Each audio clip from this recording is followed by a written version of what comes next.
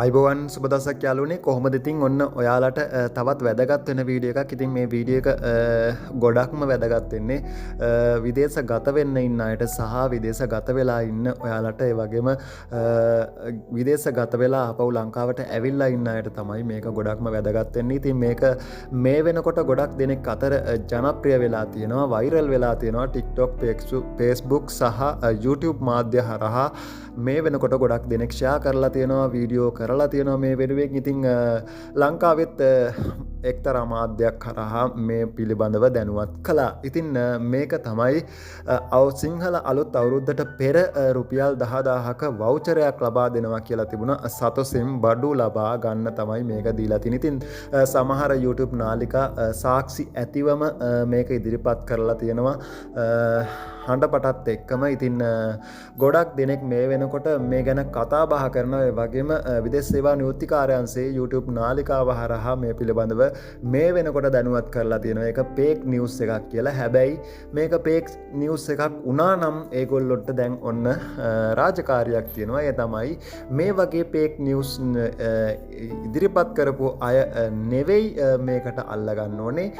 මේ වවුචරය එළියට දාපු කෙනා තමයි අල්ලගන්න ඕනේ. මොකද මේ වවුචරය කොහෙන්ද ප්‍රින්ට් කරේ, ඇයි මේක ප්‍රින්ට් කරේ, විදේශ සේවා නියුක්තිකාරයන්සේ ලාංඡනය දාලා, රජයේ ලාංඡනයක් දාලා, කවුද මේකට අනුමැතිය දුන්නේ, කොහෙන්ද මේක ආවේ කියලා අන්න ඒතන් තමයි හොයාගන්න ඕනේ. මොකද මේ වගේ දෙයක් කරලා එළිය නිදැල්ලේ හැසිරෙනවා කියන්නේ ඒක භයානක දෙයක්. ඒ වගේම මේ වගේ හොර ජාවාරම් දේවල් රජයේ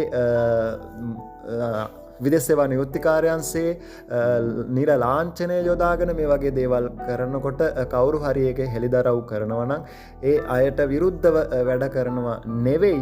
ඒක කරන්න මූලික පාදක වුණේ කවුද කින්ද මන්ද කියලා හොයලා ඒ අයට දඬුවම් දෙන එක තමයි කළ යුත්තේ. ඉතින් මේක මේ වෙනකොට ගොඩක් දෙනෙක් අතර කතා බහ වෙනවා. ඉතින් මේක ෆේක් නිවුස් එකක් කියලා තියෙනවා. ඉතින් ඒ කොහොම වෙතත් ඉතින් අරගත්ත අයත් ඉන්නවා. ඒක එතකොට මැසේජ් ආපු අය ඒ හැම දෙයක්ම සාක්ෂි සහිතව මේ YouTube නාලිකා මගින් ඉදිරිපත් කරලා තියෙනවා.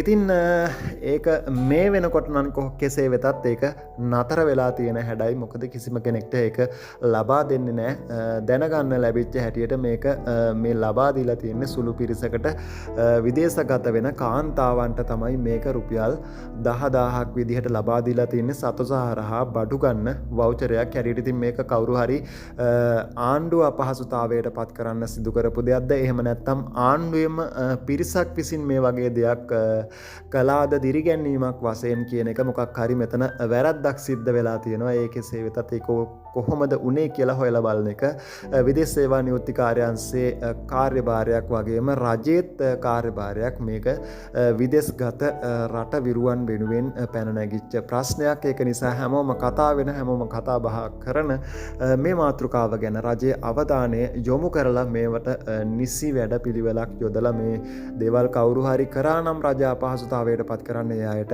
නිසි දඬුවම් ලබා දීමට කටයුතු කරන්න ඕනේ කියලා තමයි මගේ නම් අදහස. ඉතින් මේ කොහොම වෙතත් ඔන්න ඒ වවුචරය මේ වෙනකොට නැවතිලා තියෙනවා හෙළිදරව් වීමත් සමග. ඉතින් තවත් කෙනෙක් දැනුවත් කරන්න මේ වගේ දේවල් වලට හසු වෙන්න එපා. ඉතින් මේක හසුවීමක් නෙමෙයි, ඇත්තටම දීපු එකක් වෙන්න ඕනේ. තවම දන්නේ නැහැ හරිම විස්තරයක් මොකක්ද කියලා. ඉතින් ඉදිරියේදී දැනගත්වාම ඔයාලව දැනුවත් කරන්නම්. ඉතින් ගිහින් එන්නම් හැමෝම ආයෙත් මේ වගේ වීඩියෝ එකකින්. ඉතින් channel එකට අලුත් කෙනෙක් නම් ආරාධනා කරනවා channel එක subscribe කරලා ඊට හැබැයි තියෙන notification bell එකත් all දාලා තියාගන්න මේ වගේ වැදගත් වෙන වීඩියෝ දාපු සෙනින් නැරඹීමේ පහසුව සඳහා. ඉතින් WhatsApp group එකක් තියෙනවා. ඒ group එකට join වෙන්න කියලා ආරාධනා කරනවා.